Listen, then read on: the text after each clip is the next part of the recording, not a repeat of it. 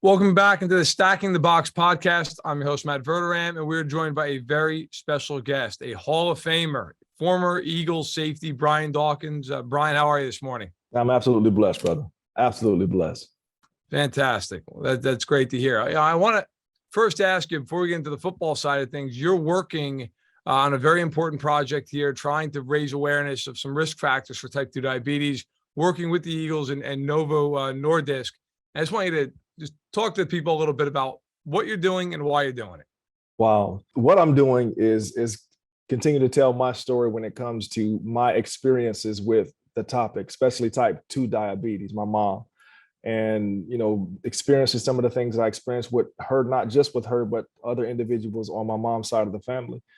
And so I have been blessed to then play the game of football, and taking care of my health was a premium priority for me to make sure that I put the best things into this engine, so to speak, to have me perform the way that I perform.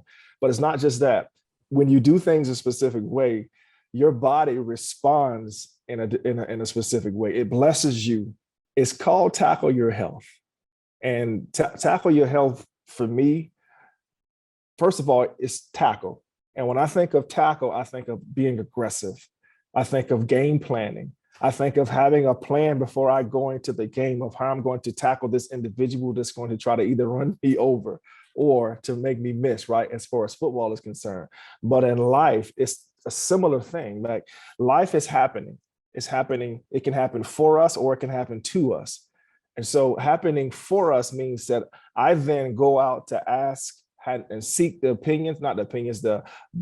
guidance of those who are in the know, doctors and the like, to help me come up with a game plan on how I can better live this life and understand the significance of knowing about obesity, knowing about type 2 diabetes if it runs in my family, and understanding cardiovascular disease, and if that's something that again runs in my family, or is it something that I'm heading down the path towards. Now, if I'm never talking to any professionals and doctors or getting my blood drawn and all of those things to help, then I won't know those things that are happening inside of me until sometimes, and I won't say too late, but until it's to the point that something has to be done in order for me to live a healthy, vital life. I'll just say it like that.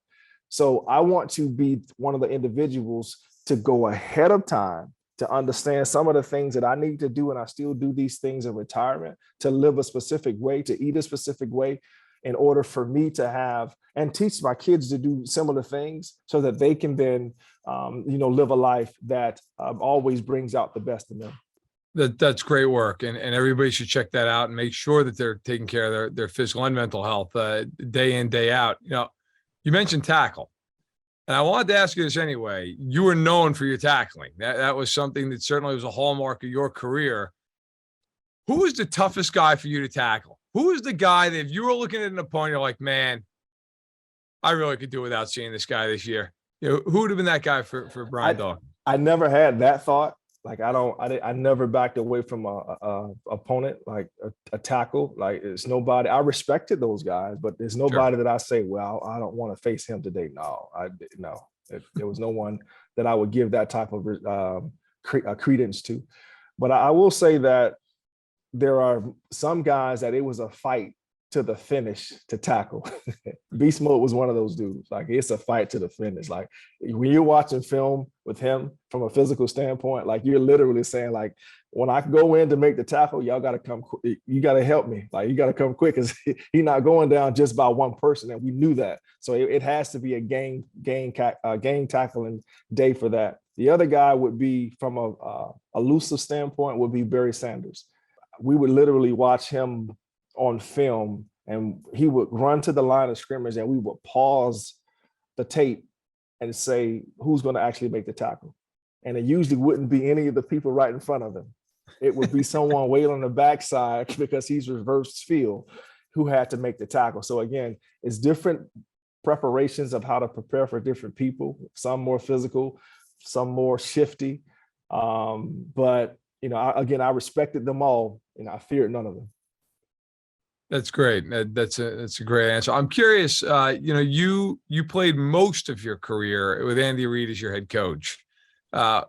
what is your feeling now as you're watching Andy have all the success he's having in Kansas City? Obviously, had plenty of success when you were on the team in Philadelphia. What was it like playing for Coach Reid, and what is it like for you watching him now in KC? Well, it's the tale of two takes, kind of sort of when it comes to Andy. When he first got in there, he was basically a new sheriff in town, so he was doing a lot of. He was very hands-on when it comes to a lot of stuff. But as we grew and gained more, I guess gained more of his trust, that he turned a lot of things over to us as players and allowed us to do what we needed to do for the most part. And it's the same thing that I see with Kansas City. He lets guys be you. Like he always used to say, let your personality show, right? Now I don't want you to be stuffy, be who you are going to be on the field. Let your personality show. And the other thing that I loved about Andy is he let his coaches coach.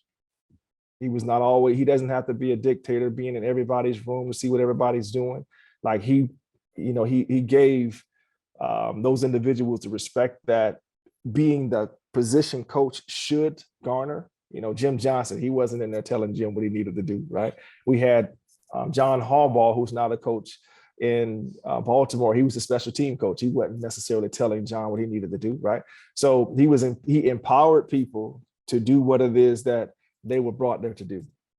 So looking at the Eagles right now, the only undefeated team in the NFL, 6-0. What do you see out of these Eagles, and what do you think? What do you think the path for them is going forward? A schedule that is not terribly difficult. They have had a couple of really nice wins so far. Dallas, Minnesota.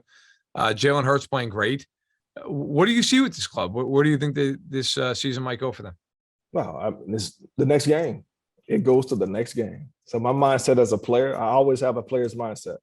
It's the next game. So what are the things that this next team is going to present to us that can knock us off the winning trail? And so you respect whomever you're playing that next week.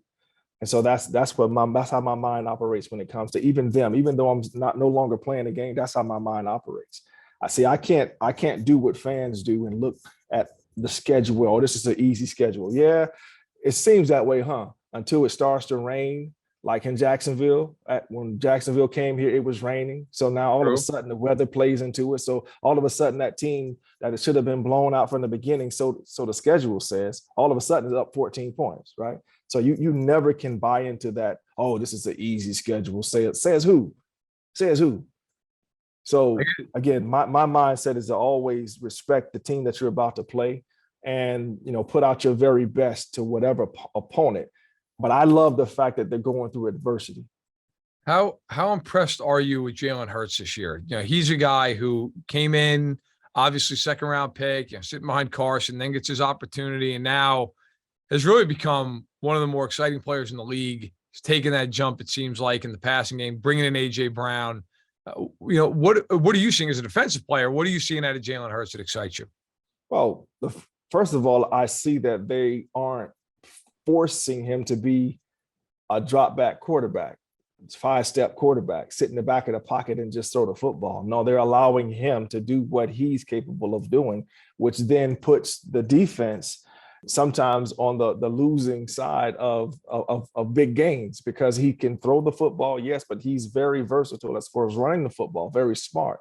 The thing that I love about his game from last year to this year is the fact that his accuracy has improved. His deep ball has improved. Both of those were things that were glaring in so many people's minds. Oh, he can't play in the National Football League and play quarterback because look at his deep ball. Look at his accuracy. Yeah, well, now he's accurate and he has a deep ball. So now what? So to me, that means that he saw what maybe others saw, right?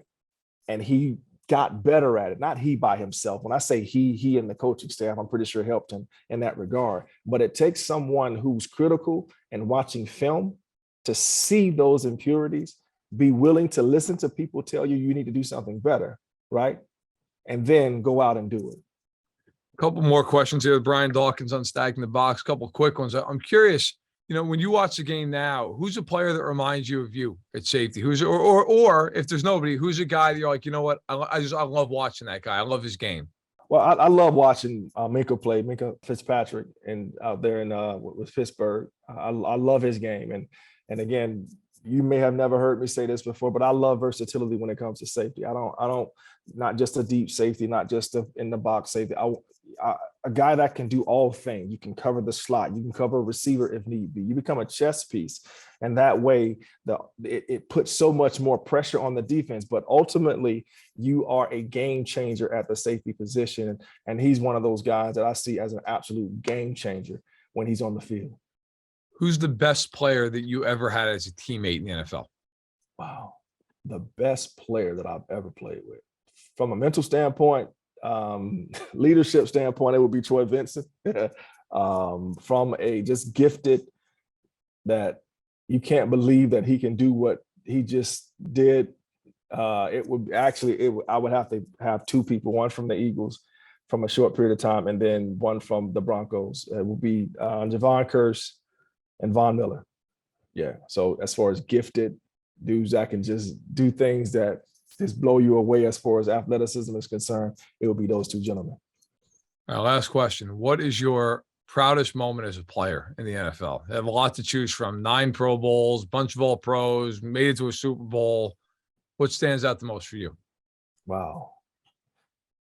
To be honest with you, because I didn't necessarily expect to do what I did as far as to be drafted. That was not something that I was not taught in that way, and even in growing up as being someone that would ever make it to the National Football League. So to be on the opening roster of the Philadelphia Eagles when I got here, like to see my name on there as being part of the 53-man roster and knowing that I was going to be playing, like that might be the proudest moment for me. Awesome. Well, Brian, it's been a pleasure. Best of luck in your endeavor with getting people to be aware of their health and making sure they're not only aware of it, but they're actually actively taking care of it. It's a great initiative, and I wish you all the best. And I thank you for spending a few minutes here on Stacking the Box. No, thank you for having me on, Matt.